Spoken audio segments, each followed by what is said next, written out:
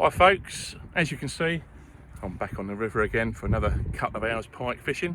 I just thought I'd chuck this video together quickly to explain why I use holy mackerel fish oil in my pike dead baits. I'm not associated with a company in any way, shape or form, not sponsored by them. Basically Darren sent me a couple of bottles of the oil last year to have a play with and see how I got on.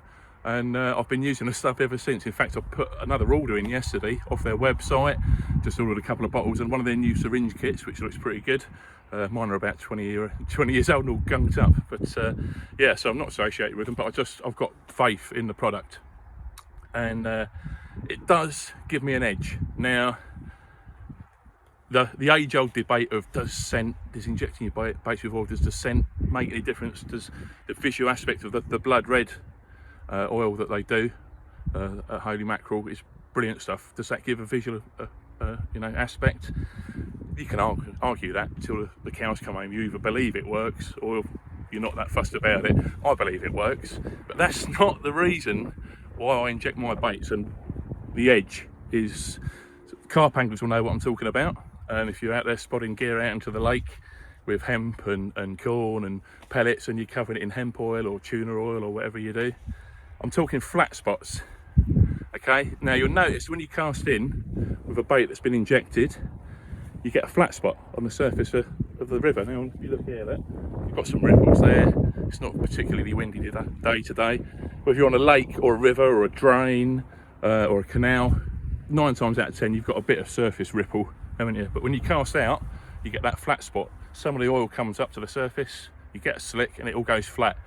And then either the wind takes it away or the current takes it away and you're back to ripples on the surface. Now, injecting your baits with oil, you can sit there, cast out, slick comes up, off it goes, that's it, you're back to ripples, watching your float or waiting for your alarm to go off. What I love about injecting my baits with fish oil is, as soon as the fish comes along, either starts nudging the bait to see what's going on, or picks it up, spits it out, picks it up, and then you get a take, you'll see that oil slick before anything else. You'll sit there watching your floats, and all of a sudden, boom, the ripples are gone, flat spot, and off the oil drifts down the river. And now, then either your float slides away.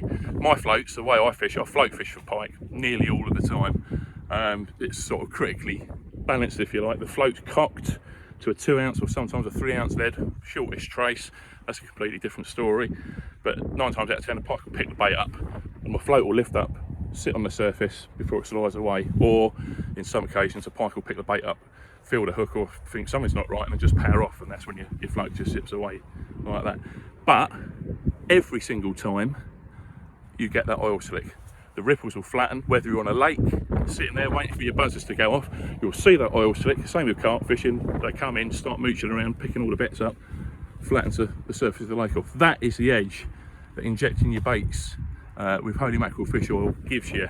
Regardless of whether you think the scent or the visual attraction has got anything to do with it, that flattening of the water can be a real bonus. Now, I've had it a few times, especially when it's really cold, where a pike has picked the bait up, and bearing in mind I'm fishing critically balanced floats, float hasn't moved. You know, if you see that oil slick, you can sit there in anticipation. Quite often it's instant, you know, your float will go or your alarm will sound. You can sit there and think something has moved that bait. It's either picked it up or it's seriously moved that bait in order for that oil to come out of it. That gives you the edge of, rather than sitting there for 2 or 3 hours wondering what the hell's going on, give it 5 minutes, 10 minutes, wind in, check your rig, check your bait, check it's not all covered in weed. Something's happened to that bait for that oil slick to come up. And that is why I use holy mackerel fish oil.